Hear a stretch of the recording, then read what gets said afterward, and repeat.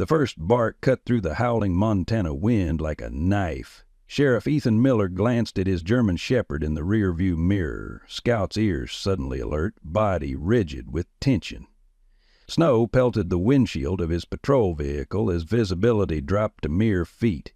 8-year-old Maddie sat silent in the back seat, eyes wide as Scout barked again, more urgent this time. "What is it, boy?" Ethan murmured, slowing the truck. That's when he saw it. The faint orange glow through the curtain of white. Scout whined, scratching frantically at the window. As Ethan pulled over, the smell hit him. Burning rubber, gasoline. A sedan, half buried in snow, flames licking up its hood. He squinted through the blizzard. Something moved inside. No, someone. "Stay here," he ordered Maddie, though she rarely moved without Scout anyway. Racing toward the wreckage, the cold forgotten, Ethan saw it. A small hand pressed against the window, and the glint of what couldn't possibly be chains. A child's face appeared, eyes wide with terror, mouth open in a scream he couldn't hear over the storm. Leave a like and share your thoughts in the comments along with the city you're watching from. Now let's continue with the story. River Creek, Montana had once been nothing more than a dot on the map, a place where travelers stopped for gas before continuing toward Glacier National Park. The town sat nestled in a valley, surrounded by towering pines and mountains that turned purple at dusk. Main Street featured the essentials, a diner, hardware store, small sheriff's office, and the church where most of the town's 3,000 residents gathered on Sundays. It was the kind of place where folks still brought casseroles when someone fell ill, and children played unsupervised until the streetlights flickered on. But like many small towns with picture-perfect facades, River Creek harbored shadows beneath its neighborly veneer. Whispers traveled through church pews about missing donation money, and certain topics fell silent when Mayor Holloway entered the diner for his morning coffee. Ethan Miller hadn't been born in River Creek. He'd arrived 3 years ago with an 8-month-old Maddie and wounds that weren't all visible. The townspeople knew he'd served overseas in some capacity that he'd never discussed, and that his wife's death had left him sole caretaker of a daughter who'd stopped speaking shortly after her mother's passing. They respected his quiet competence as sheriff, even if some found his directness off-putting. Ethan's cabin sat on the outskirts of town, backing up to national forest land. It was nothing fancy: 3 bedrooms, an open kitchen, living area with a stone fireplace, and a wraparound porch where he drank coffee at dawn while Scout patrolled the perimeter. The walls displayed Maddie's artwork alongside photographs of a smiling woman with Maddie's same curly brown hair. Jessica Miller, 3 years gone. Scout wasn't just a pet. The German Shepherd had been trained first as a military service dog, then retrained to support Maddie's needs. The bond between child and dog ran soul deep. Scout anticipated Maddie's meltdowns before they happened, and provided pressure therapy when the world became too overwhelming. While Maddie no longer spoke words, she communicated through a language of gestures that Scout and Ethan had learned to interpret with careful attention.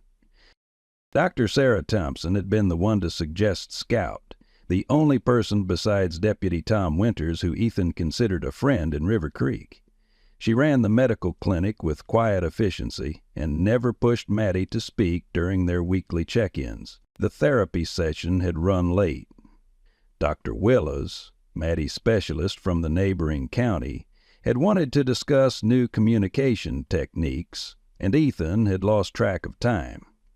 Now they were driving home through the worst snowstorm of the season, the shortest day of the year already surrendering to darkness at barely 4 in the afternoon. "We'll be home soon, Firefly," Ethan said, glancing at Maddie in the rearview mirror. She stared out the window, one hand buried in Scout's thick fur, her expression unreadable. The dog lay protectively beside her, always vigilant, always watching. The therapist had reported small progress today. Maddie had drawn a picture of their family, including Jessica. It was the first time she'd drawn her mother since the funeral. "And Scout's bark pierced the quiet. Ethan's military instincts immediately heightened his senses. The German shepherd never barked without cause. Ethan pulled the truck to the shoulder, snow crunching beneath the tires. Through the passenger window down the embankment, orange flames created an eerie glow against white snow. His heart hammered as he grabbed his flashlight and the emergency kit he kept behind the seat. "Lock the doors," he instructed Maddie, knowing Scout wouldn't let her follow. "I'll be right back." The snow reached mid-calf as he trudged down the slope, each step punching through the crust into powder beneath. The sedan had gone nose first into a ditch, its back wheels still partly on the road. Flames had engulfed the engine compartment, leaking toward the cabin. Through the driver's side window, Ethan could make out a slumped figure, an adult male, unmoving, blood coating the side of his face. He tried the door. Locked. Using his flashlight, he broke the window, reached in to check for a pulse, and found none.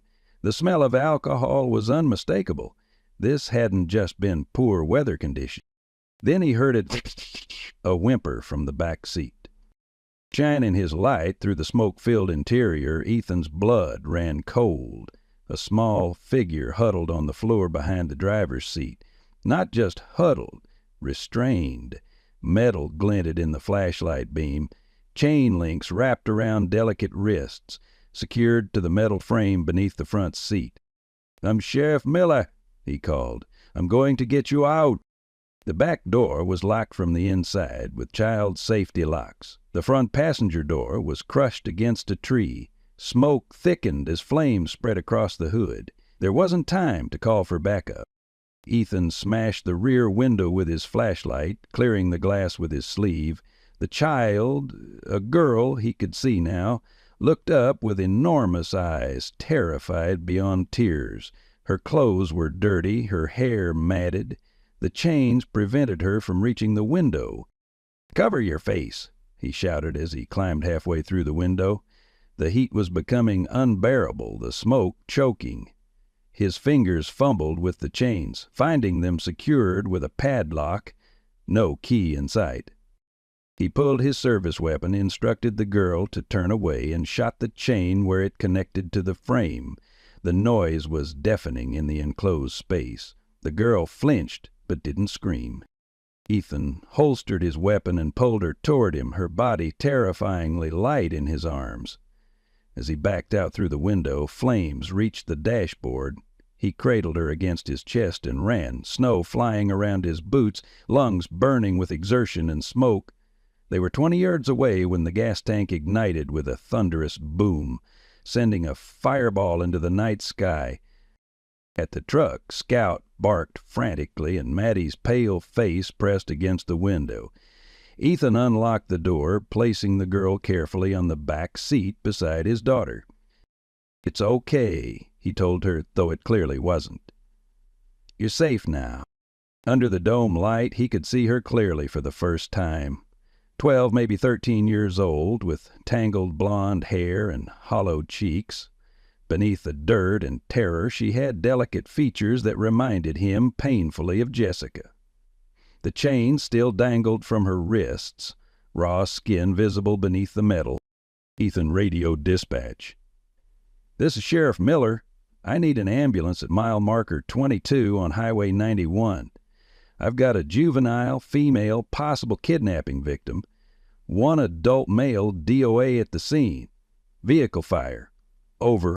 While waiting for the response, he grabbed his emergency blanket and first aid kit. The girl didn't flinch when he wrapped the blanket around her shoulders, but her eyes never left his face, as if assessing whether he represented safety or just another danger. Maddie, typically wary of strangers, scooted closer to the girl. With solemn care, she took the edge of the blanket and tucked it more securely around the newcomer. Scout, ever attuned to Maddie's emotions, gently laid his head on the seat between them. In the rearview mirror, Ethan watched as Maddie slowly reached for the girl's chained hand, her touch feather light on the stranger's bruised fingers. It was the first time he'd seen his daughter willingly touch anyone besides himself or Scout since Jessica died. "Help is coming," Ethan promised softly. "You're going to be all right." The girl stared back, eyes haunted beyond her years, clearly not believing him. The fluorescent lights of River Creek Medical Center cast harsh shadows across the waiting room where Ethan sat, his uniform still smelling of smoke. Maddie had fallen asleep against his shoulder, Scout vigilant at their feet. Down the hall, behind closed doors, Dr. Sarah Thompson was examining the girl they'd found, the girl who still hadn't spoken a single word. "Sheriff Navarro." Dr. Thompson emerged, her auburn hair pulled back in a practical ponytail, lines of exhaustion creasing her forehead. "Can we talk privately?" Deputy Tom Winters, who'd arrived to take Ethan's statement, nodded toward Maddie. "I'll keep an eye on her, Chief."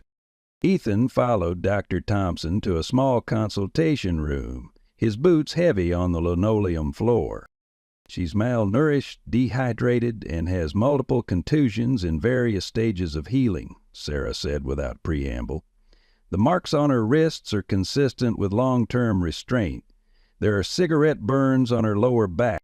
Ethan's jaw tightened. "Sexual assault. No evidence of that, thank God. But this isn't a one-time incident, Ethan. This child has been systematically abused. Any ID on her? Missing persons match?" Sarah shook her head. "Nothing. No identification on her or in the vehicle. The man, John Doe for now, had no ID either. She hasn't spoken, not even to tell me her name." "The chains?" Ethan asked. "We had to cut them off. I've bagged them for evidence." She hesitated. "There's something else. When I was examining her, she kept drawing these—" Sarah slid a hospital notepad across the desk. On it were crude drawings of a large house with columns and stick figures with angry faces. "Mean anything to you?" Before Ethan could respond, the door opened. Mayor Richard Holloway stood there, his imposing frame filling the doorway, silver hair immaculately styled despite the late hour. Behind him hovered Leonard Pike, head of the town council. "I heard we have a situation," Holloway said, his voice carrying the smooth authority that had won him 5 terms. "Child found in suspicious circumstances." Ethan stood. "This is an active investigation, Mayor. I'll brief the council when appropriate." Of course," Holloway smiled tightly. "But given the circumstances, I've already called state services. They'll be here tomorrow to collect the child. Standard procedure." "To all due respect," Sarah interjected, "this child is traumatized. Moving her to a strange facility right now would be detrimental to her recovery." "The law is clear," Pike said, his thin face pinched. "No identified guardian, no local placement options." Ethan recognized the political maneuver. Holloway wanted this wrapped up quickly, the child removed before she could talk, before anyone asked too many questions about a chained girl in their pristine little town. "Actually," Dr. Thompson said, her chin lifting slightly, "there is a local option. Sheriff Miller is an approved emergency foster placement. His home has already been vetted for his daughter's special needs." Mayor Holloway's smile froze. "Surely our sheriff is too busy to take on another child, especially one requiring such specialized attention." "I'll manage," Ethan said flatly. The ensuing silence stretched until Pike broke it. "Well, temporarily, then, until proper arrangements can be made." After they left, Sarah let out a breath. "Sorry to volunteer you, but something about their reaction—" "I noticed," Ethan said. "Holloway seemed awfully keen to ship her out of town. The thing is," Sarah lowered her voice, "I think she's responding to your daughter. When the nurse mentioned you had a little girl, she seemed less afraid. It might help her recovery to be around another child." "Unless it traumatizes Maddie," Ethan rubbed his neck. The last 3 years had been about creating stability for his daughter. Bringing home a traumatized stranger was a risk. "Just for a few days," Sarah pressed, "until we know more." 3 hours later, Ethan carried the sleeping girl into his home, her slight weight barely registering against his chest. The hospital had provided clean clothes, sweatpants and a T-shirt that hung loosely on her thin frame. Her blonde hair, washed and combed, framed a face that looked younger in sleep. He placed her in the guest bedroom, formerly his office, now hastily converted with fresh sheets and an extra nightlight. Scout padded in behind him, sniffing carefully at the edge of the bed before settling on the rug beside it, clearly appointing himself guardian. "You're staying with her?" Ethan whispered. Scout's intelligent eyes met his, unwavering. "All right, then. Watch over her." The next morning, Ethan found Maddie sitting cross-legged outside the guest room door, coloring book open before her. Beside her, a tray held toast, scrambled eggs, and orange juice. Breakfast she must have prepared herself. "Morning, Firefly," he said softly. "You make that for our guest?" Maddie nodded and pushed a folded piece of paper toward him. Inside, in her careful handwriting, was a single word: Abby. "Abby? Is that her name?" Ethan asked, surprised. Maddie shook her head, then pointed to her drawing. "A girl with blonde hair. You want to call her Abby?" A solemn nod. The door opened then, revealing the girl clutching the doorframe, Scout at her heels. Her eyes darted between them, wary as a cornered animal. "Good morning," Ethan said gently. "I'm Ethan. This is my daughter, Maddie." Maddie held up her drawing, then pointed to the girl, then to the name she had written. The girl's eyes widened slightly. She reached tentatively for the paper, studied it, then looked at Maddie with the first hint of something beyond fear in her expression. "Maddie thought you might like to be called Abby while you're staying with us," Ethan explained. "Unless you'd prefer to tell us your real name." The girl paused, shook her head once, clutching the drawing to her chest. "That's okay," Ethan said. "No pressure. Looks like Maddie made you breakfast." As if on cue, Maddie pushed the tray forward, then scooted back, giving Abby space.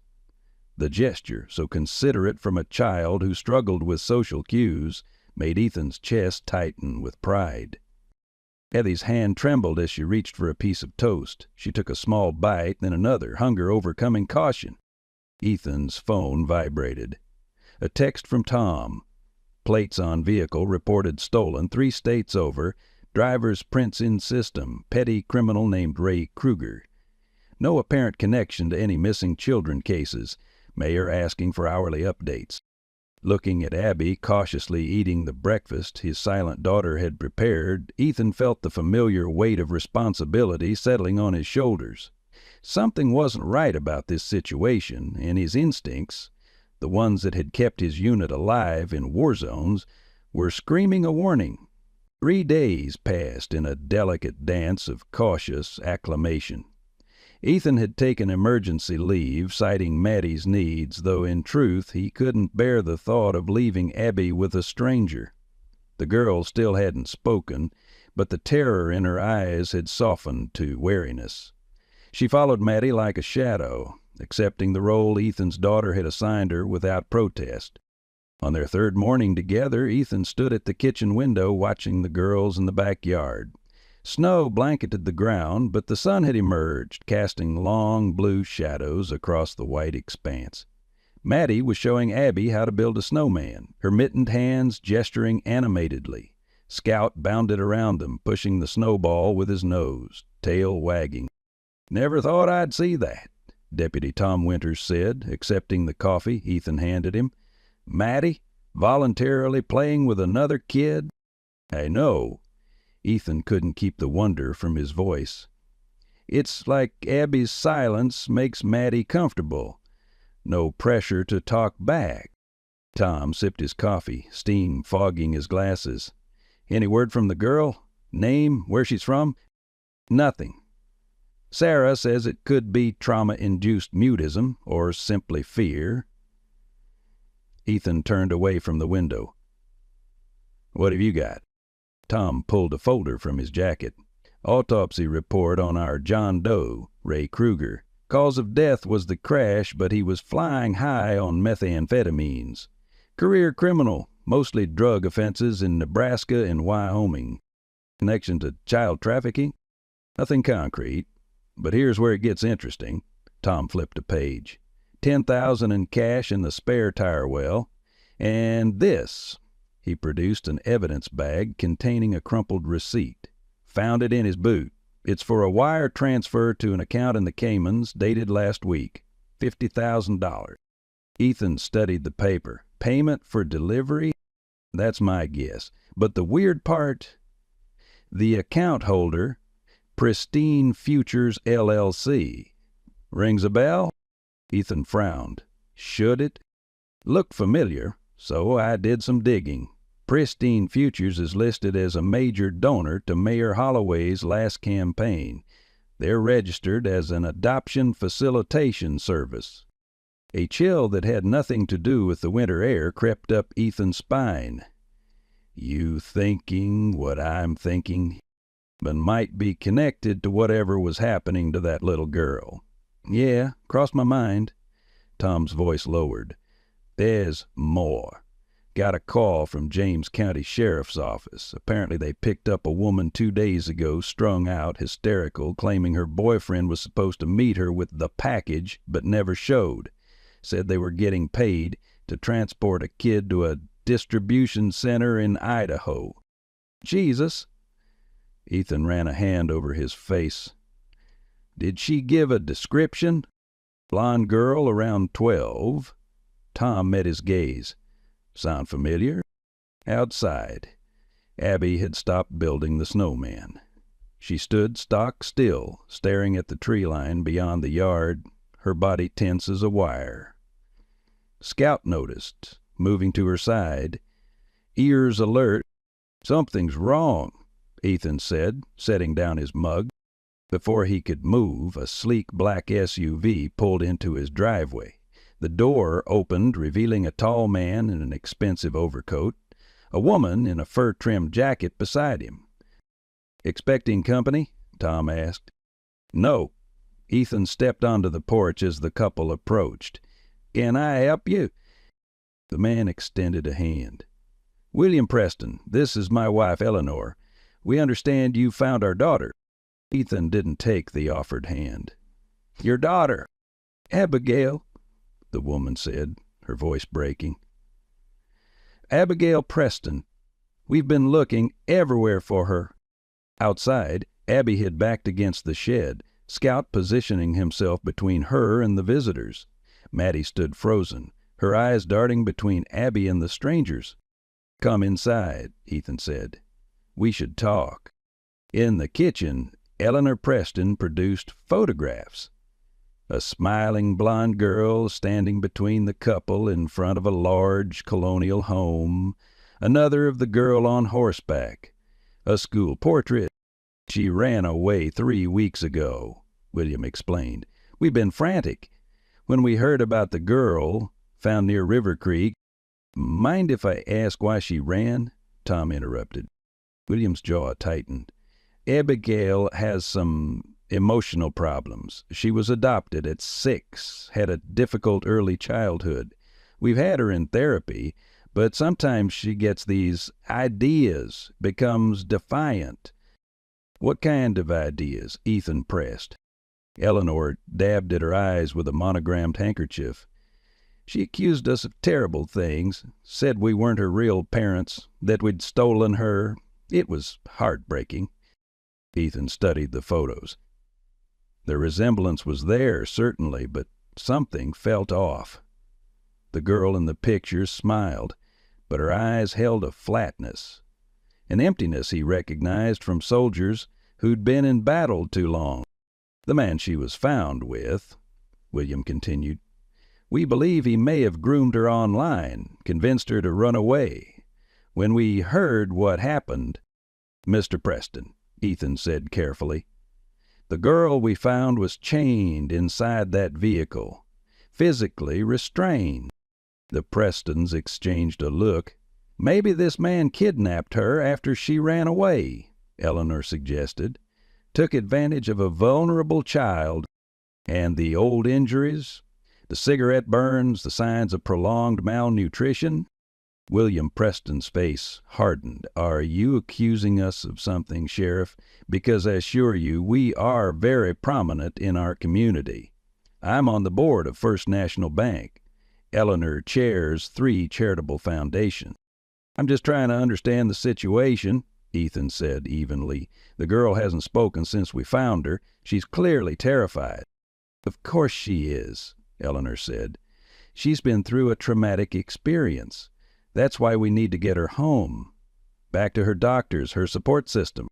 I'll need to verify your identity and your relationship to the child, Tom interjected. Standard procedure. Absolutely. William reached into his coat, producing a leather folder. We brought everything. Abigail's birth certificate, adoption papers, medical records. We've already spoken with Mayor Holloway, who assured us of the town's full cooperation. Of course they had. If you don't mind, Ethan said, I'd like Dr. Thompson to examine these records, and we'll need to see how the girl reacts to you. Her name is Abigail, Eleanor said, voice sharpening, and she is our daughter. Please, let's ask her, shall we? The group moved to the window. Outside, Mattie had inched closer to Abby, who remained pressed against the shed, Scout vigilant beside them. Eleanor, Helena called through the glass, waving. Sweetheart, it's Mom and Dad. We've been so worried. The transformation was immediate and horrifying. Abby's face drained of color. Her knees buckled and she sank into the snow, arms wrapping around herself, rocking back and forth. A high, keening sound escaped her, the first noise Ethan had heard her make. Mattie dropped to her knees beside Abby, her own eyes wide with alarm. Scout barked sharply, placing himself more firmly between the girls and the house. She's upset, Ethan said, stepping away from the window. I think it's best if you leave for now. That's our daughter, William's voice rose. We're not leaving without her. Sure, your daughter is clearly distressed by your presence, Tom said. As law enforcement, we have a duty to ensure her well-being while we investigate. Investigate what? William demanded. We've provided documentation. We've identified our missing child. Mayor Holloway has already initiated the transfer of custody. Mayor Holloway doesn't have that authority, Ethan said coldly, and until I'm satisfied that returning this child to you is in her best interest, she stays here. You'll be hearing from our attorney, William snapped, taking his wife's arm. Today. When they left, Ethan and Tom went outside. Abby was still rocking, tears streaming silently down her face. Mattie sat beside her, one small hand tentatively patting Abby's shoulder. Ethan said softly, crouching in the snow before them. They're gone now. You're safe. Abby's eyes, wild with terror, locked onto his. Her mouth opened, closed, opened again. Finally a hoarse whisper emerged. Not safe. It was the first time she'd spoken. Ethan kept his voice gentle, though his heart hammered. Abby, do you know those people? A jerky nod. Are they your parents? Her entire body shuddered. No, she whispered. Not my parents. Did they hurt you? Another nod, so slight he almost missed it. Okay, Ethan said. I won't let them take you, I promise. She stared at him, searching for truth in his face. Others. That night, after both girls were finally asleep, Ethan called Sarah Thompson. Preston's documentation looks legitimate, she said after he explained the situation. But something isn't right. The medical records list vaccinations and routine visits, but there's nothing about treating the injuries I observed. Not a single record of malnutrition or cigarette burns. Could they have been treated elsewhere? Records not transferred. Possible, but unlikely. These are comprehensive files from their family physician. So they're either forged or the doctor was complicit, Ethan concluded. There's something else, Sarah said hesitantly. When I examined Abby, I noticed a small mark behind her ear. At first I thought it was a birthmark, but looking closer, it appears to be a tattoo. Faded, old, small enough to be hidden by her hair. It's a number, 326. A number? Ethan frowned. Like an identification? That would be my guess. Ethan, what if she was never formally adopted? What if she was purchased? The word hung in the air between them, ugly but impossible to ignore. The Prestons mentioned Mayor Holloway, Ethan said slowly, and Tom found a connection between the money in that car and a company that donated to Holloway's campaign. You think our mayor is involved in child trafficking? Sarah's voice dropped to a whisper. I think it's worth investigating, but quietly. If the Prestons are connected enough to have the mayor in their pocket, we need to be careful. The next morning, Ethan found Mattie sitting at the kitchen table before dawn, a sheet of paper before her. She pushed it toward him as he entered. It was a drawing. Abby in a large room with marble floors surrounded by other children. Adults in suits stood around the perimeter. One child was being led away by a couple that looked suspiciously like the Prestons. Did Abby tell you about this? Ethan asked gently. Mattie nodded, pointing to her ear, then to the back of her neck. Numbers? The children had numbers? Another nod. Ethan crouched beside his daughter. Firefly, this is very important. Is Abby afraid of going back to this place?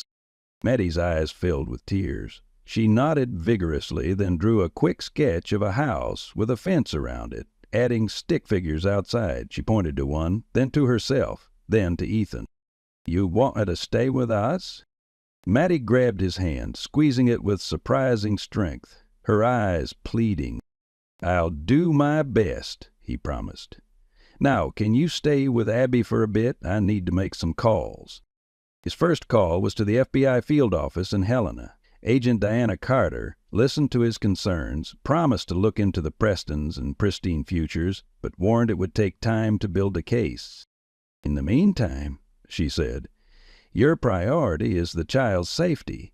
If these people are part of a trafficking network, they won't give up easily.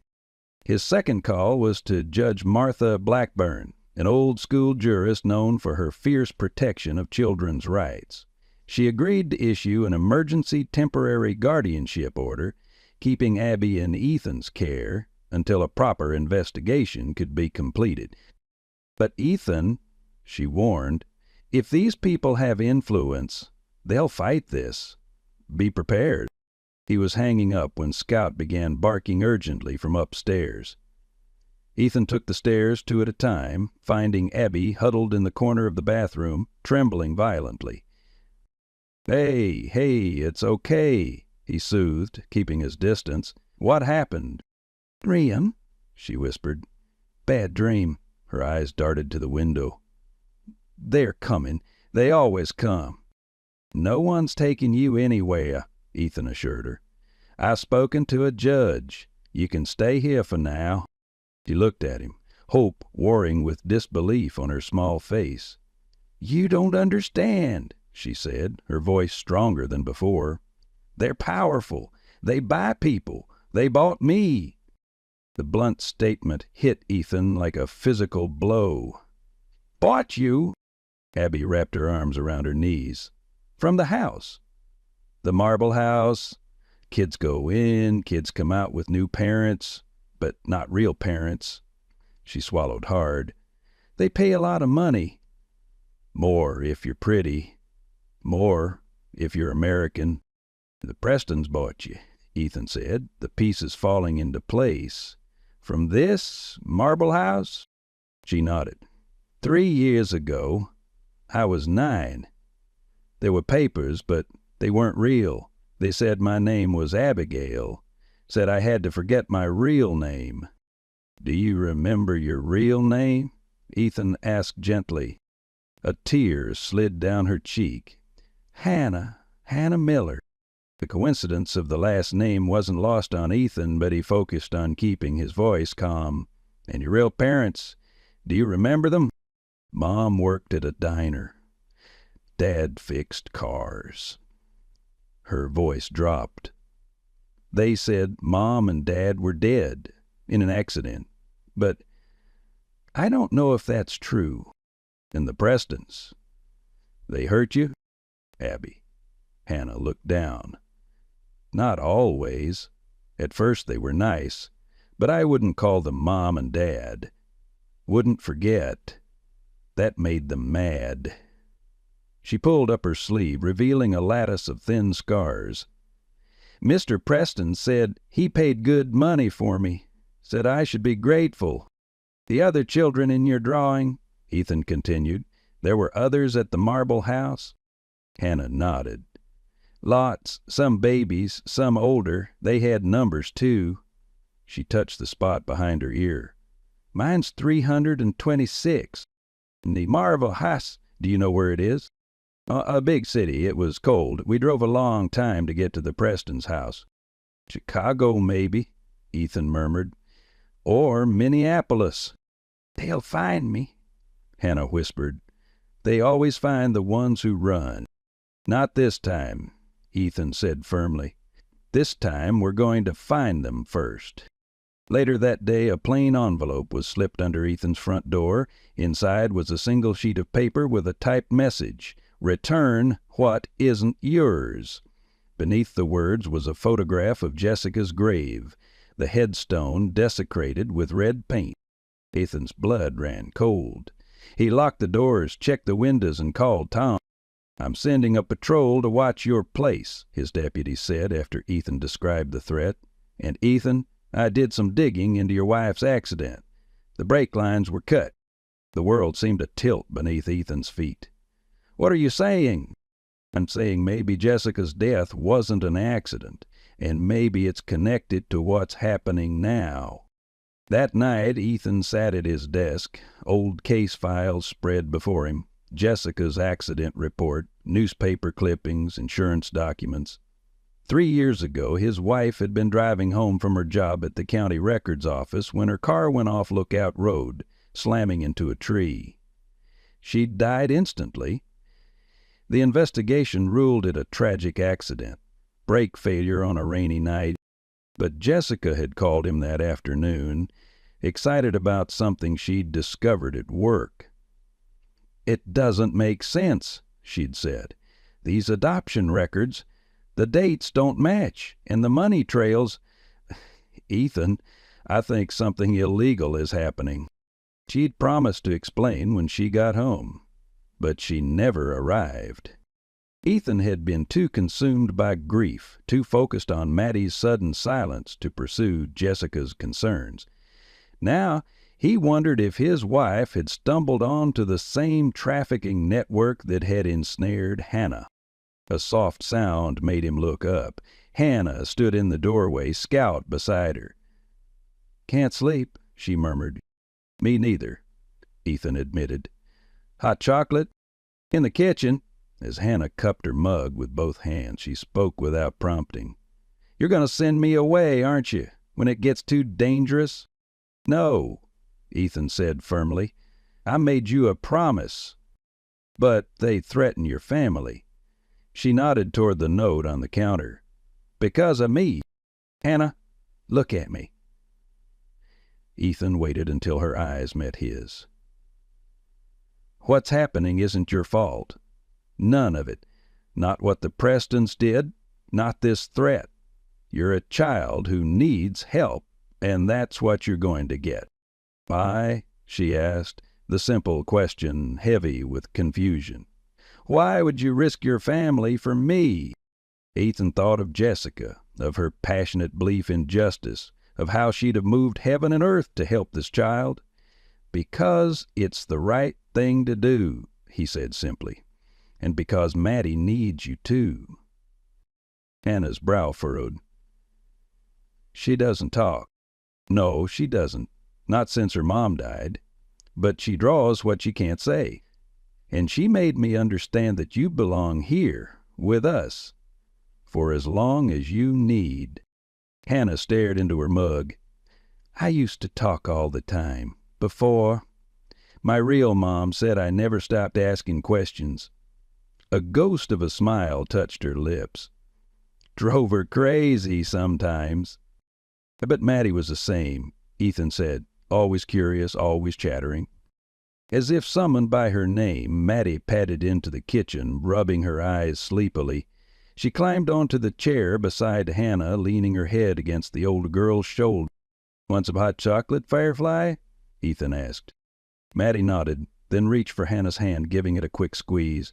The simple gesture of comfort from a child who struggled with physical touch nearly undid Ethan. As he set a mug before his daughter, Ethan made a silent vow.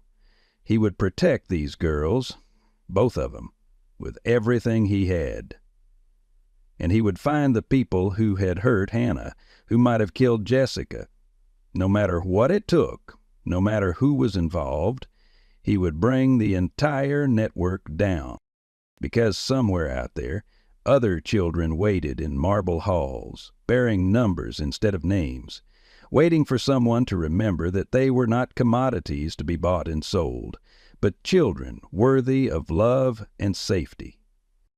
And Ethan Miller had always been a man who kept his promises. Snow fell in fat, heavy flakes, accumulating quickly on the roads as Ethan drove toward town, his knuckles white against the steering wheel.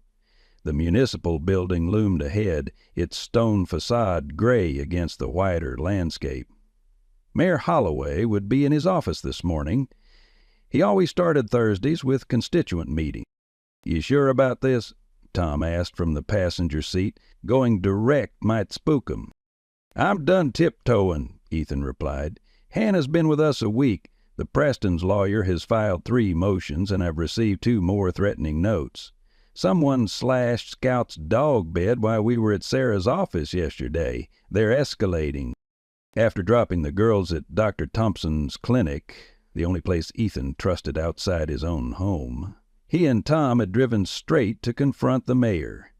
In his pocket, Ethan carried copies of the documents Agent Carter had faxed that morning, financial records showing irregular payments from Pristine Futures to an offshore account linked to Richard Holloway, dating back 5 years. "Just remember," Tom cautioned, "we need him talking, not lawyering up." The receptionist tried to stop them, but Ethan pushed past her into the mayor's office. Holloway looked up from his desk, irritation flashing across his features before settling into his practiced politician's smile. "If Miller, this is unexpected. We need to talk about Pristine Futures," Ethan said without preamble, "and why they've been depositing $10,000 into your Cayman account every quarter since 2019. The color drained from Holloway's face. "I don't know what you're talking about." Ethan tossed the financial records onto the desk. "Yes, you do. Just like you know why the Prestons are so desperate to get Hannah, not Abigail, back. Just like you knew about Jessica's research into falsified adoption records before her accident." The mayor's eyes narrowed. "Are you accusing me of something, Sheriff?" "I'm giving you a chance to come clean," Ethan replied. "A child was found chained in a burning car. She has cigarette burns on her body and a tattoo identifying her as property. She says she was sold to the Prestons through some kind of auction house. And the money trail leads back to you. You have no idea what you're getting into," Holloway said, voice dropping. "This is bigger than River Creek. Bigger than you. Enlighten me." The mayor leaned back, a calculating look crossing his face. "Night here. Meet me at Wilson's Point tonight, 8 o'clock. I'll tell you everything, names, dates, locations." His eyes flicked to Tom. "Come alone." Outside, Tom grabbed Ethan's arm. "You're not seriously considering meeting him?" "Of course not," Ethan said. "It's either a trap or he's planning to run. Put a deputy on his house. I want to know if he tries to leave town." Back at the clinic, Sarah pulled Ethan aside, her expression grave.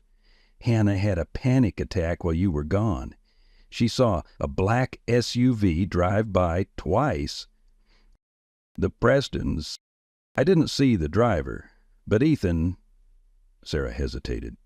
During the attack, she said something about Uncle Richard taking her back to the Marble House. Would she mean Mayor Holloway? Cold fury washed through Ethan. Where are the girls now? In my office, drawing with Scout. They're okay, just shaking. Ethan found Hannah curled in an armchair, Maddie at her feet. A sketch pad lay open on the table, filled with Hannah's careful rendering of an imposing building with columns and large windows. At the top she'd written, "The Placement Center." "Hannah," Ethan said gently, "can you tell me about Uncle Richard?" The girl flinched. "He visited the Prestons sometimes. Said I was a good investment." Her voice dropped to a whisper. "He's the one who brings the new children. Takes the ones who don't work out back to the Marble House. Did he ever mention the name of the place?" "The Marble House?" Hannah shook her head, then paused. "But there was a sign outside, the 3 Ps, Mr. Preston called it." 3 Ps. Perfect place. Something. Perfect placement?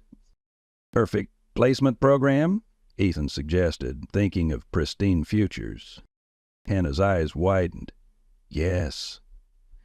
"That's it." Ethan exchanged a look with Sarah.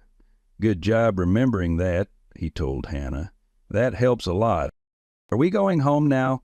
Maddie asked, the first word she'd spoken in 3 years. The room fell silent. Hannah's mouth dropped open. Sarah gasped softly. Ethan felt as though the air had been punched from his lungs. "Fire play," he managed finally, crouching before his daughter. "You're talking." Maddie nodded solemnly. "For Hannah," she said, the words slightly rusty from disuse, "she needs us to use words. Drawing isn't enough anymore."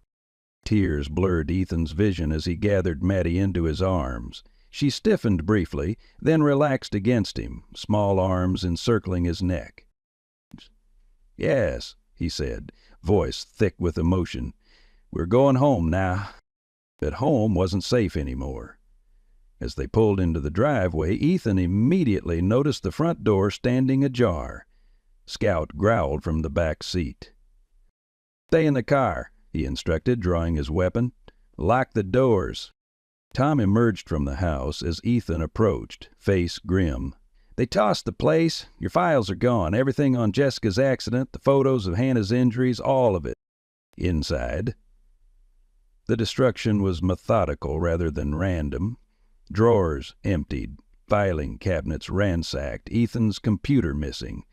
But most disturbing was the message painted across the living room wall in dark red paint. "Time's up." "We can't stay here," Ethan said. "They're closing in." 2 hours later, they arrived at Tom's hunting cabin, a secluded structure 15 miles from town, accessible only by a dirt road now nearly impassable with snow. With no electricity or phone lines, it was off the grid, exactly what they needed. As Tom started a fire in the wood stove, Ethan received a call from Agent Carter.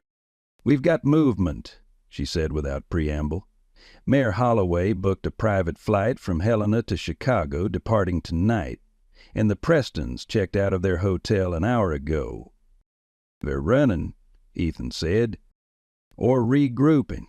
I've got agents monitoring the airports and state lines, but Miller, I need more than a terrified child's testimony and some suspicious wire transfers to move on this. These people have resources, connections. One wrong move and they'll disappear. Or worse, they'll have enough political leverage to shut down the investigation." "What about the Marble House?" Hannah remembered the name. "Perfect placement program.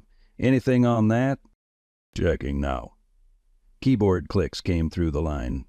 "Perfect placement program.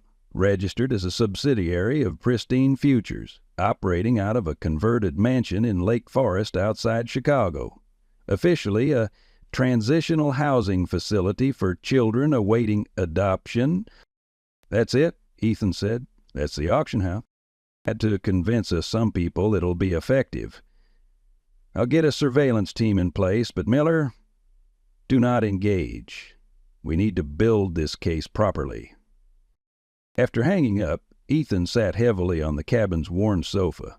Hannah and Maddie had claimed the small bedroom, Scout standing guard outside their door. The wind howled outside, rattling the windows. "You know the Prestons will come for her," Tom said, stoking the fire. "They've invested too much to just walk away." "Let them come," Ethan replied grimly. "I'm counting on it." That night, as snow continued falling, transforming the forest into a white fortress, the girls sat at the rough-hewn table playing cards by lantern light. Maddie spoke occasionally, simple phrases, questions, her voice growing stronger with each utterance.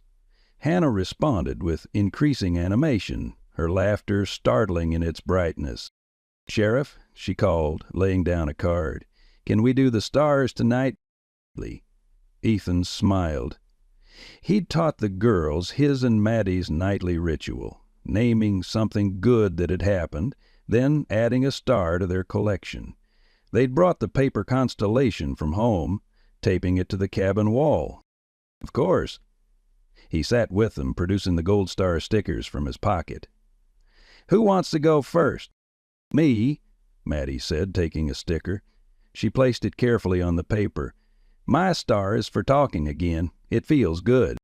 "That's a perfect star," Ethan said, swallowing past the lump in his throat. Hannah took her sticker. "My star is for," she paused, considering, "for finding people who believe me." As she placed her star beside Maddie's, Scout suddenly lifted his head, ears perked. A low growl rumbled in his chest. Ethan motioned for silence, extinguishing the lantern. Outside, faint but unmistakable, came the sound of an approaching vehicle. "Back room," he whispered. "Now." The girls scurried into the bedroom. Ethan drew his weapon as Tom doused the fire, plunging the cabin into darkness. Through the window, headlights cut through the falling snow, illuminating the clearing before the cabin. Not one vehicle, but three. A black SUV flanked by two sedans. "How did they find us?" Tom muttered.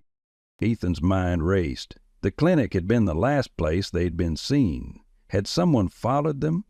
Or had... A terrible thought struck him. He pulled out his phone, checking for tracking apps. Nothing obvious, but the battery was draining faster than normal.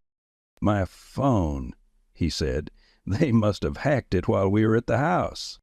He switched it off, but it was too late. Car doors slammed outside. Flashlight beams swept across the cabin's exterior. "Miller!" a voice called. "William Preston! We know you're in there. Bring out our daughter, and no one needs to get hurt." Ethan moved to the back room, finding Hannah white-faced but composed, Maddie clutching Scout's collar. "Listen to me," he said urgently. "There's a cellar under the floorboards in the closet. Tom's going to hide you there while I distract them."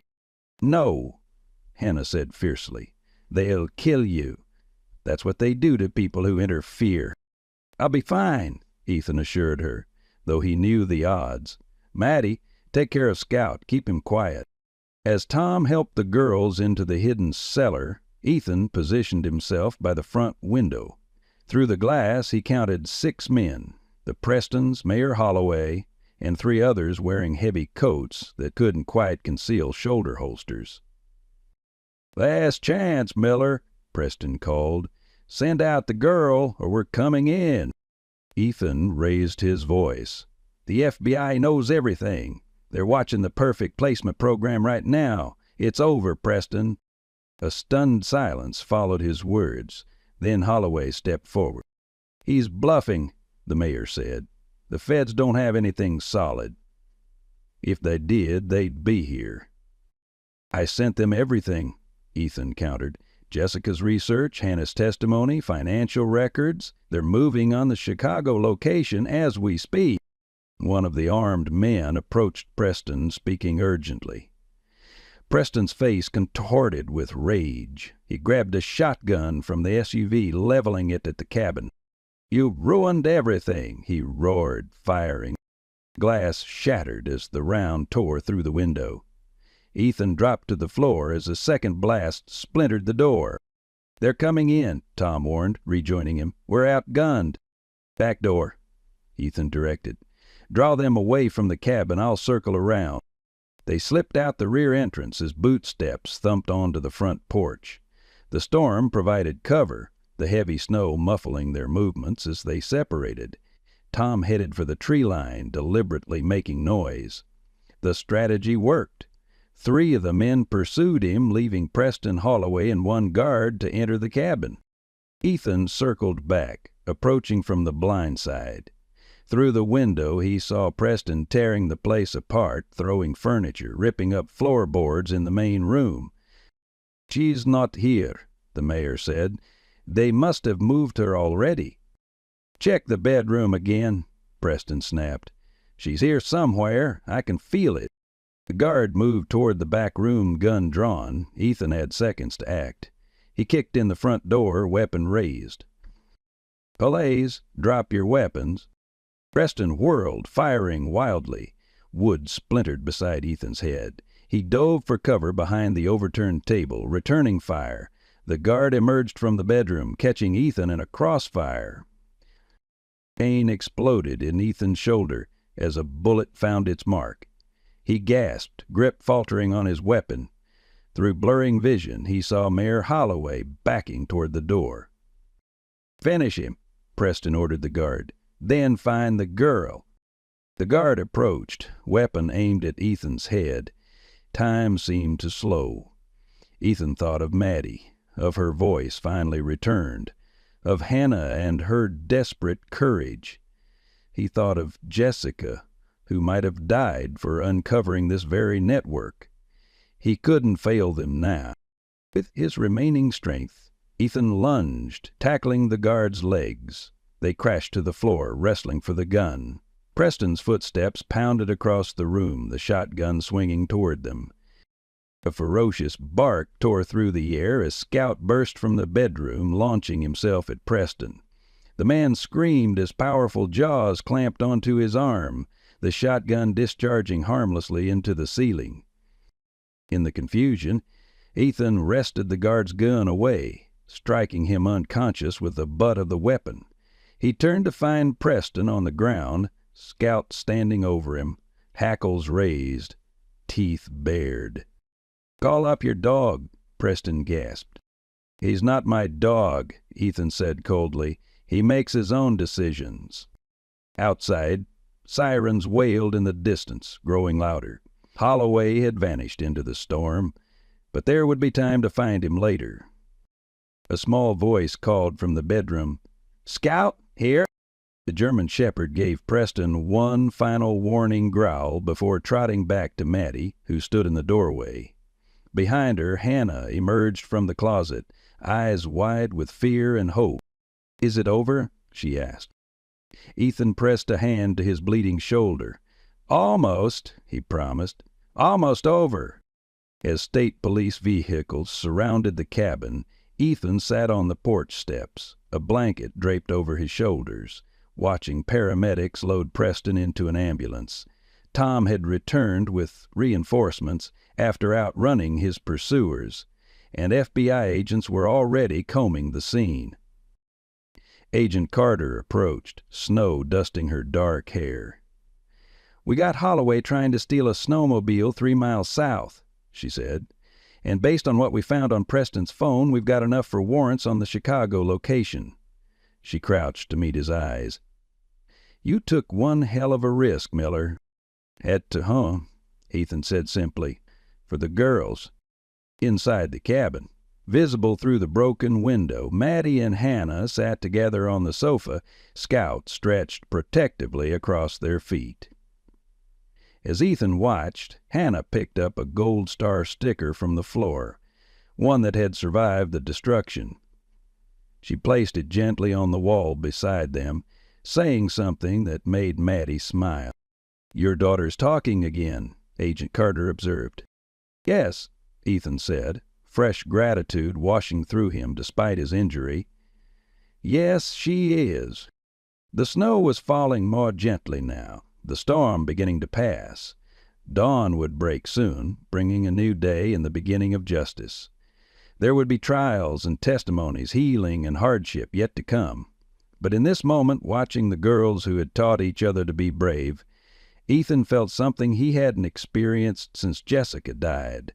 Hope, fragile but undeniable, like the first green shoot breaking through winter soil.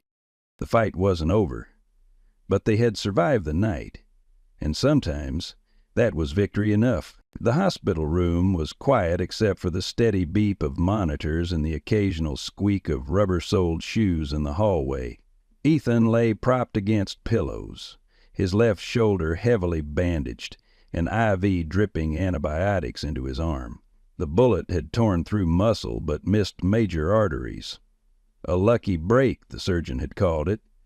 Ethan didn't feel particularly lucky. 3 days had passed since the shootout at the cabin. William Preston was in custody, facing charges ranging from attempted murder to human trafficking.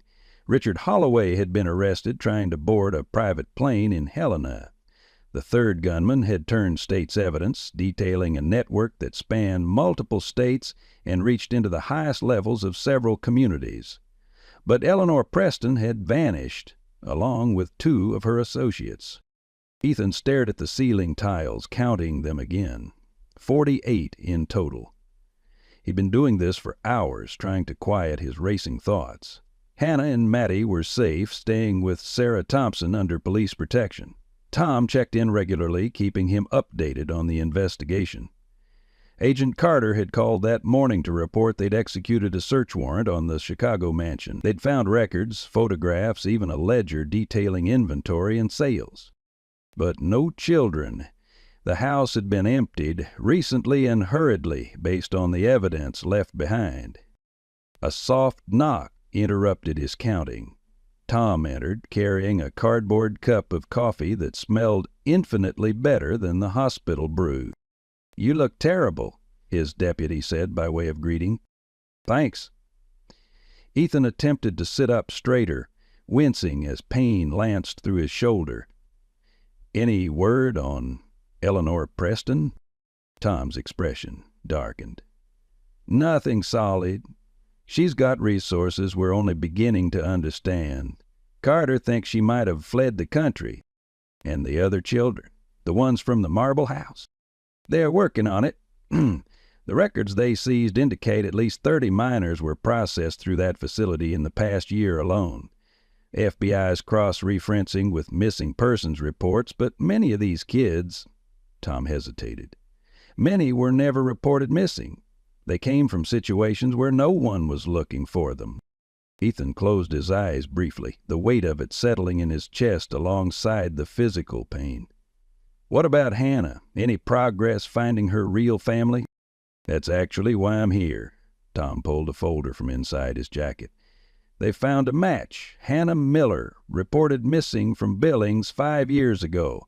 Parents are David and Susan Miller. No relation to you, by the way. Just a coincidence. You were misering yourself. Are they still looking for her? That's the thing." Tom's voice softened.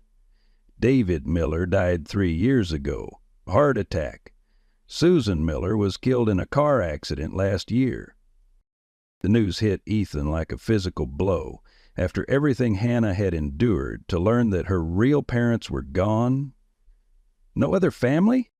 A mix of a grandmother in assisted living, but she's not in any condition to take custody. So what happens to her now? Foster system, most likely. Unless— Tom gave him a meaningful look. "Unless what?" "Unless someone applies to be her guardian. Someone who's already been vetted as a foster parent. Someone she trusts." Ethan stared at his friend. You think I should take her permanently? I think she and Maddie are good for each other, and I think you're already halfway there." Tom set the coffee on the bedside table. "Just something to consider." After Tom left, Ethan lay back, mind churning. Could he really do it? Raise two traumatized girls on his own? He'd barely managed with Maddie after Jessica died, had questioned his abilities as a father countless times, and Hannah would need specialized care, therapy, stability that he wasn't sure he could provide. Yet the alternative, Hannah disappearing into the foster system, Maddie losing this newfound connection that had somehow unlocked her voice, seemed unthinkable. A commotion in the hallway drew his attention, raised voices, the clatter of something falling. Ethan tensed, reaching instinctively for the call button. The door burst open. Scout bounded in, tongue lolling, tail wagging furiously. Behind him came Maddie and Hannah, followed by an exasperated-looking nurse. "Sir, I tried to explain visiting hours." "It's fine," Ethan assured her, unable to keep the smile from his face as Scout planted his front paws on the edge of the bed, whining joyfully. "They're family." "Thought you lied." The nurse hesitated, then nodded, withdrawing. Maddie climbed carefully onto the foot of the bed, while Hannah hung back, eyes fixed on his bandaged shoulder. "You're hurt because of me," she said quietly. "No," Ethan replied firmly. "I'm hurt because some very bad people did very bad things. None of this is your fault." Hannah's eyes filled with tears. "My real parents are dead, aren't they? That's why Mr. Winters looked so sad when he talked to you." Ethan's heart sank. Of course she'd read Tom's expression. She'd become expert at interpreting adults' emotions as a survival mechanism. "Yes," he said gently. "I'm so sorry, Hannah." She nodded, a tear spilling down her cheek. "I thought maybe." "I hadn't let myself hope, not really, but still." "I know." And he did know. That terrible moment when hope finally surrendered to grief. He'd lived it himself. "Where will I go now?" Hannah asked, the question barely audible. Before Ethan could respond, Maddie spoke up. "You'll stay with us." She said it with such certainty, such finality, that Ethan almost laughed, despite the gravity of the moment. "Fire upon, it's not that simple," he began. "Why not?" Maddie challenged, her voice growing stronger with each word. "Hannah needs a home. We have room. She helps me talk. Scout loves her." She ticked off each point on her small fingers. "And you promised. You promised she could stay." "I promised she'd be safe," Ethan corrected gently. "Same thing," Maddie insisted. "Safe is with us."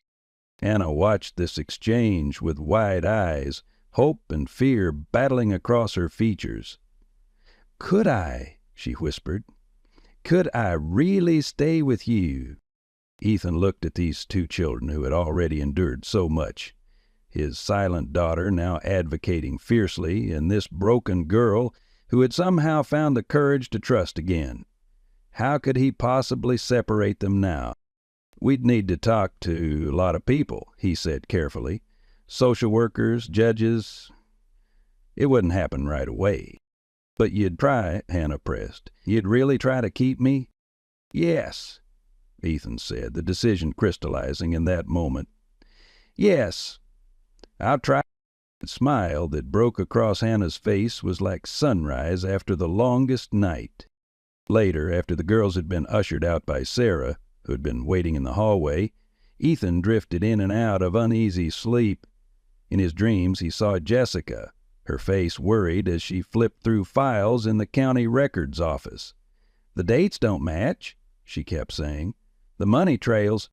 He awoke with a start as the door clicked open. The room was dim, evening shadows stretching across the floor. A figure stood beside his bed, a woman in scrubs, her back to him as she adjusted his IV. "What time is it?" Ethan asked groggily. The woman turned. "Time for loose ends to be tied up." Eleanor Preston said, her elegant face eerily calm as she held up a syringe. Ethan lunged for the call button, but she was faster, yanking it out of reach. Pain exploded through his injured shoulder, nearly causing him to black out. "This will look like a complication," she continued conversationally. "A blood clot, perhaps. Tragic, but not uncommon after gunshot wounds." She leaned closer. "You should have left well enough alone, Sheriff. You have no idea what you've interfered with, what power we wield." "The FBI knows everything," Ethan managed through clenched teeth. "Killing me won't stop the investigation." "Perhaps not entirely," she conceded, "but it will send a message, and it will satisfy me personally." Her smile tightened. "You took something that belonged to me, property I paid handsomely for." "Anna is a child, not property," Ethan growled, desperately searching for a weapon, anything to defend himself. "Oh, she was never just a child," Eleanor said. "She was an investment, a carefully selected bloodline with specific genetic markers. Our clients pay millions for children with her potential." Horror washed through Ethan as the implication became clear. This wasn't just trafficking. It was something even more sinister. Something like selective breeding. "You're insane," he whispered. "No," Eleanor replied calmly. "I'm a businesswoman, and you're a liability." She reached for his IV port, syringe poised, when a low growl came from the doorway. The scout stood there, hackles raised, teeth bared. Eleanor frowns. "Call off your dog, Sheriff." "He's not my dog," Ethan said, echoing his words from the cabin. "He makes his own decisions." Scout advanced slowly, his growl deepening. Behind him, Sarah Thompson appeared, her face registering first confusion, then shock, as she recognized Eleanor. "Security!" Sarah shouted, backing into the hallway. "Room 412, now!" Eleanor's composure shattered. She lunged toward Ethan with a syringe, but Scout was faster. The German Shepherd launched himself across a room, powerful jaws closing around her arm. The syringe clattered to the floor as Eleanor screamed, falling backward. Security officers rushed in, followed by Tom Winters, who'd been returning for evening check-in. In seconds, Eleanor was restrained, her disguise removed, Scout standing guard until she was handcuffed. As they led her away, she looked back at Ethan, hatred burning in her eyes. "This isn't over," she hissed. "There are more of us than you can imagine." Perhaps, Ethan thought, watching her disappear down the corridor. But now they knew, and they would be ready. The courthouse stood at the center of town, a solid brick building with white columns and broad steps leading to heavy oak doors. 6 weeks had passed since Eleanor Preston's arrest in Ethan's hospital room. Winter had begun to release its grip on River Creek, patches of grass emerging from melting snow, crocuses pushing through the softening earth beside walkways. Ethan sat on a bench in the corridor, his arm still in a sling, though the pain had diminished to a dull ache. The preliminary hearing for the custody petition would begin in 20 minutes. Hannah sat beside him, wearing a navy blue dress Sarah had helped her select, her blonde hair neatly braided. She hadn't stopped fidgeting with the hem of her skirt since they'd arrived. "What if they say no?" she whispered, voicing the fear that had kept her awake the previous night. "Then we appeal," Ethan answered simply. "We don't give up." On his other side, Maddie leaned against his good arm, thumbing through a picture book. She'd been speaking more each day, though she still preferred drawing to conversation with most people. Scout lay at their feet, his service vest identifying him as a therapy dog, official designation Sarah had helped arrange after his role in Eleanor's capture. Tom approached, straightening his rarely worn tie. "Judge Harmon is running late. Chambers just called. It'll be another 30 minutes. Hannah's shoulders slumped with relief at the reprieve, but Ethan noticed her gaze fixed on something down the corridor. Following her line of sight, he saw Agent Carter walking toward them, accompanied by an unfamiliar woman in a tailored suit. "Sheriff Miller," Carter greeted him. "Can we speak privately?"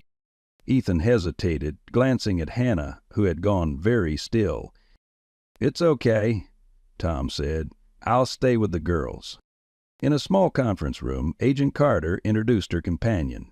"This is Special Agent Rebecca Linden from our Chicago office. She's been leading the investigation into the Perfect Placement program." "We've made significant progress," Linden began without preamble. 17 children have been recovered so far, all placed through the network. The operation was more extensive than we initially believed. We've identified facilities in 3 states with connections to wealthy clients across the country. "What about the other children from the Chicago house?" Ethan asked. Hannah mentioned dozens. "Most were moved before we could execute our warrant," Linden admitted. "We believe they were relocated to secondary facilities. We're working on locating them." Carter picked up the thread. "The reason we're here: William Preston has agreed to cooperate fully in exchange for considerations in sentencing. His testimony has implicated several high-profile individuals, including 2 state senators and a federal judge." "Let me guess," Ethan said. "He's also implicated my wife's death." The agents exchanged a glance. "Yes," Linden confirmed. "Preston claims Richard Holloway ordered the sabotage of your wife's car after discovering she was investigating irregularities in adoption records. The man who carried out the actual tampering was one of the gunmen at the cabin. Despite having suspected this for weeks, hearing it confirmed sent a wave of cold fury through Ethan. Do you have proof?" "We're building the case," Carter assured him. "But there's something else you need to know before the hearing." She slid a folder across the table. "This arrived from forensics this morning. Inside was a DNA report." Ethan scanned it, brow furrowing. "I don't understand." "We ran Hannah's DNA against the national database trying to confirm her identity," Linden explained. "There was a match to the sample you provided of your late wife." Ethan looked up sharply. "What are you saying?" "Hannah Miller is Jessica Miller's niece," Carter said gently. "Her biological mother, Susan Miller, was your wife's sister." The room seemed to tilt beneath Ethan. "That's impossible. Jessica was an only child. According to the records we uncovered, Susan was given up for adoption at birth. Jessica's parents never told her she had a sister. But the coincidence, Hannah ending up here in River Creek." "Not a coincidence," Linden interjected. "Based on Preston's testimony, the Perfect Placement program specifically targeted children with desirable genetic profiles. They maintained extensive records on birth families, sometimes going back generations. When Jessica began investigating adoption irregularities, someone in the organization recognized her name, made the connection to Hannah, and flagged it." "They knew," Ethan said slowly, the horrifying truth dawning. "They knew Hannah was Jessica's niece when they killed her." "Yes," Carter confirmed. "And they specifically selected River Creek as the headquarters for their Montana operation because it was Jessica's hometown. Holloway was already their operative here. But why bring Hannah through River Creek? Why risk her being seen?" "According to Preston, they were moving their premium merchandise to a new facility in Canada," Linden explained. "River Creek was a stopover point. When Hannah escaped, it threatened to expose their entire operation." Ethan stared at the DNA report, mind reeling. "Does Hannah know?" "About Jessica being her aunt?" "No," Carter replied. "We wanted you to decide how and when to tell her." When Ethan returned to the bench, Hannah immediately sensed something had changed.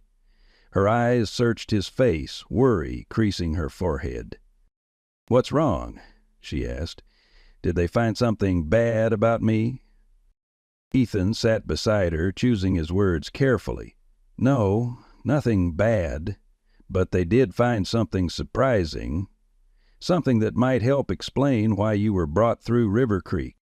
Before he could continue, the courtroom doors opened. Judge Harmon had arrived early after all.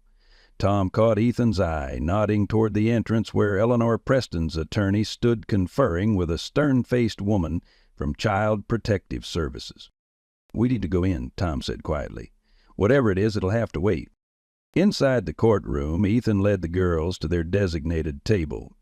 Hannah's hand slipped into his, cold and trembling. Maddie took her other hand, the three forming an unbroken chain.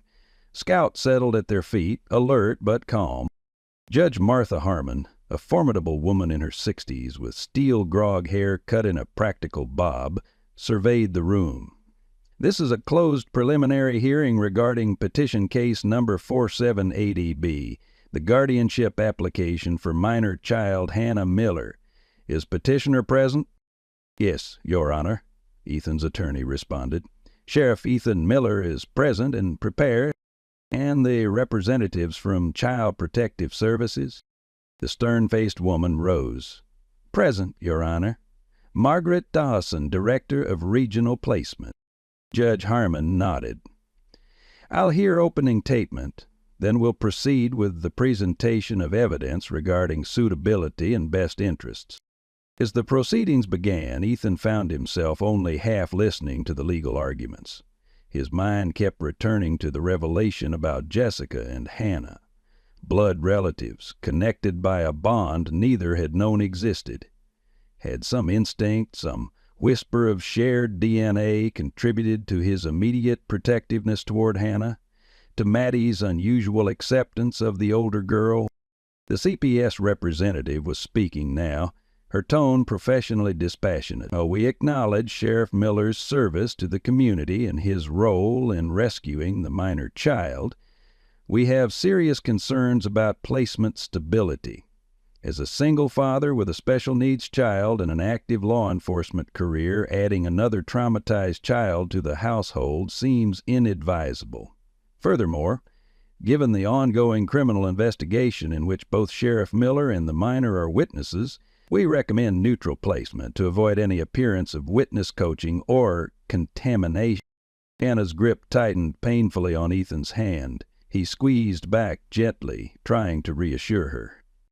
His attorney countered with testimony from Sarah Thompson about the girl's bond, about Maddie's remarkable progress since Hannah's arrival, about the stability and safety Ethan had provided despite extraordinary circumstances. Then came the surprise. Tom took the stand not as Ethan's friend or colleague, but as an official representative of the Sheriff's Department. "In light of recent events," he testified, "Sheriff Miller has been offered and has accepted the position of Regional Coordinator for the Montana Child Protection Task Force, a joint operation between state law enforcement and the FBI. This position would remove him from active patrol duty, providing regular hours and significantly reduced safety risks, while utilizing his expertise in identifying and dismantling child trafficking networks." Ethan stared at his deputy in shock. They'd discussed the possibility of such a role, but nothing had been finalized. Tom gave him the slightest of nods. He'd accelerated the process, knowing it would strengthen the custody petition. Judge Harmon leaned forward.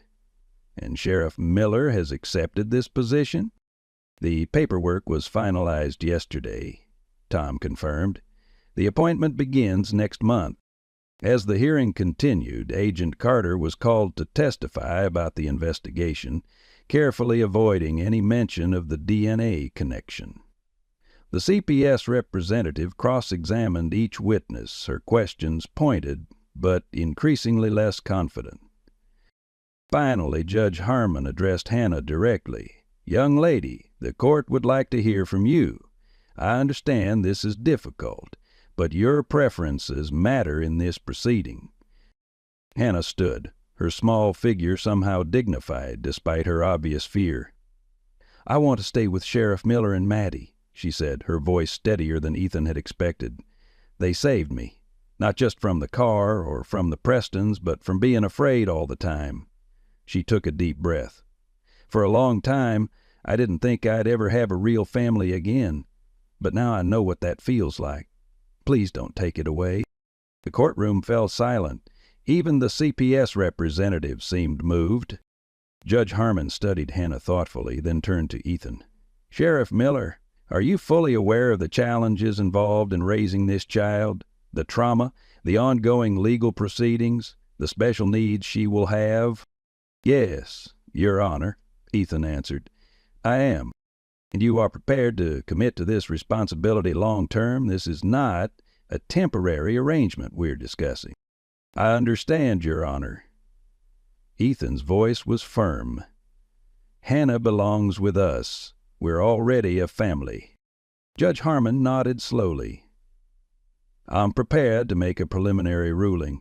Based on the testimony presented and the clear bond already established between the child and petitioner's household, I am granting temporary guardianship to Sheriff Ethan Miller, pending final review in 90 days.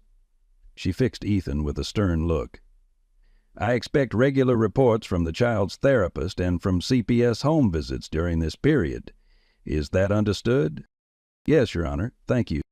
As they left the courtroom, Hannah practically vibrating with relief beside him, Ethan knew the battle wasn't over. There would be more hearings, more scrutiny, more hurdles to clear, and he still had to find a way to tell Hannah about her connection to Jessica, a truth that would reshape her understanding of herself and how she had come to River Creek. But for now, for this moment, they had won. Hannah was staying, and the shadow that had haunted their lives since that snowy night was beginning, finally, to recede. 1 year later, the Miller house on Oak Ridge Road looked nothing like it had before. The small cabin had been sold, replaced by a rambling farmhouse on 5 acres at the edge of town. The property backed up to national forest land, providing privacy and room to roam. A wooden swing hung from the massive oak in the front yard, and flower beds, Maddie's project, lined the walkway bursting with spring colors. Ethan stood on the porch, coffee mug in hand, watching Scout race across the meadow, Hannah and Maddie chasing after him.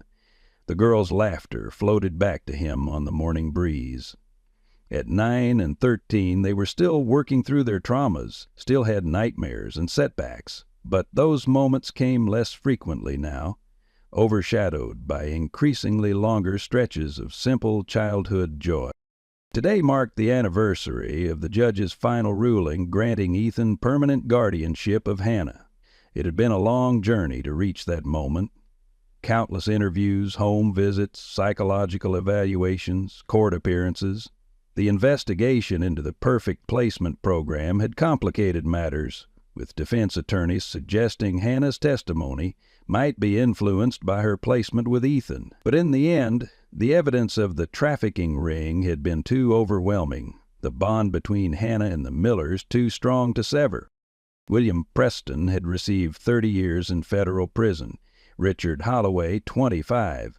Eleanor Preston was serving a life sentence without possibility of parole, not just for her role in the trafficking network, but for the attempted murder of a law enforcement officer. Piece by piece, the FBI had dismantled the organization, recovering 26 children in total, though an unknown number remained missing, likely transported out of the country before the raids. The doorbell rang, pulling Ethan from his thoughts. Sarah Thompson stood on the porch steps, a gift bag in one hand, Scout's new medication in the other. "Sorry I'm late," she said, stepping inside. "Emergency at the clinic. Mrs. Abernathy's cat got into a fight with a raccoon." "Who won?" Ethan asked, taking her coat. "The raccoon, definitely," Sarah smiled, setting the medication on the counter. "How's the patient doing?" Scout had torn his ACL chasing a deer 3 weeks earlier. The surgery had been successful, but the recovery required rest. A concept the German Shepherd found deeply offensive. "Pretending he's not in pain," Ethan replied. "Keeps trying to run on it when he thinks I'm not looking." Sarah laughed. "Sounds familiar.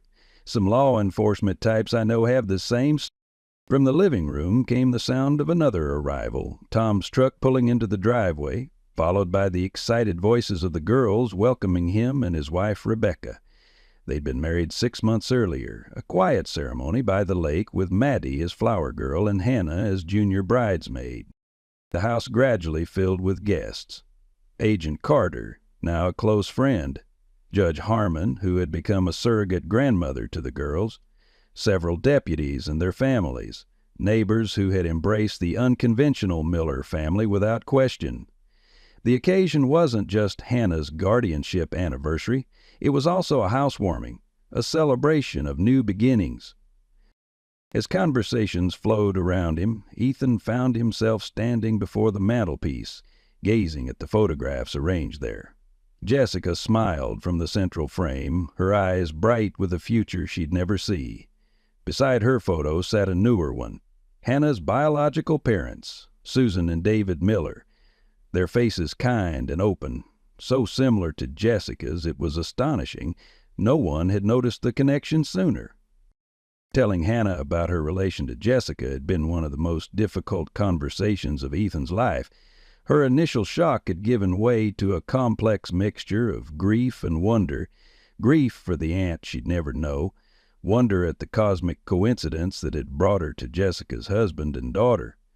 For Maddie, the revelation that Hannah was her cousin had seemed less surprising, as if some part of her had recognized the connection all along. "Penny for your thoughts," Sarah said, joining him by the fireplace. "Just counting blessings," Ethan replied. "Something I never thought I'd do again after Jessica died." Sarah's hand touched his briefly. "She would be proud, you know." "Of all of this." Before he could respond, Hannah called from the kitchen, announcing it was time for cake. The gathering moved to the spacious dining room, where a homemade chocolate cake sat proudly on the table. 13 candles for Hannah, 1 for the year of guardianship. "Make a wish," Maddie urged, as Hannah prepared to blow out the candles. Hannah paused, looking around at the assembled faces, at her cousin, who had once been silent, at the man who had pulled her from fire and chains, at the dog who had stood between her and danger. "I don't need to wish," she said softly. "I already have everything." Later, as evening settled over the land, the guests departed one by one, with hugs and promises to return soon. The girls retreated to their rooms, Hannah to finish a school project, Maddie to read with Scout curled at the foot of her bed, his injury finally convincing him to rest. Ethan stepped onto the back porch, gazing up at the emerging stars. The night was cool, but not cold. The scent of pine and new grass carried on the gentle breeze. From inside came the muffled sounds of the girls' voices, occasionally rising in laughter or song. A family. Not the one he had planned, not the one he had lost, but a family nonetheless, forged in fire and struggle and unimaginable courage. He thought of the marble house, now shut down, its elegant rooms empty of suffering children. He thought of the Pristons and Holloway, their power stripped away, their empire of exploitation crumbled to dust. Justice wasn't perfect, it never was, but it had prevailed where it mattered most. The door opened behind him. Hannah stepped out, wrapped in a sweater too large for her, one of Jessica's that Ethan had kept. "We're ready," she said simply. Inside, Maddie had arranged their paper stars on the coffee table, gold foil catching the lamplight. It was their ritual, continued from the cabin, expanded in their new home, naming something good, adding a star to their constellation. Hannah placed her star first. "I'm grateful for truth," she said, "even when it's hard." Maddie added hers. "I'm grateful for my voice and for people who heard me even when I couldn't speak." Ethan held his star a moment longer, thinking of all they had endured, all they had overcome. "I'm grateful for second chances," he said finally, placing his star alongside theirs, "and for the family we built together."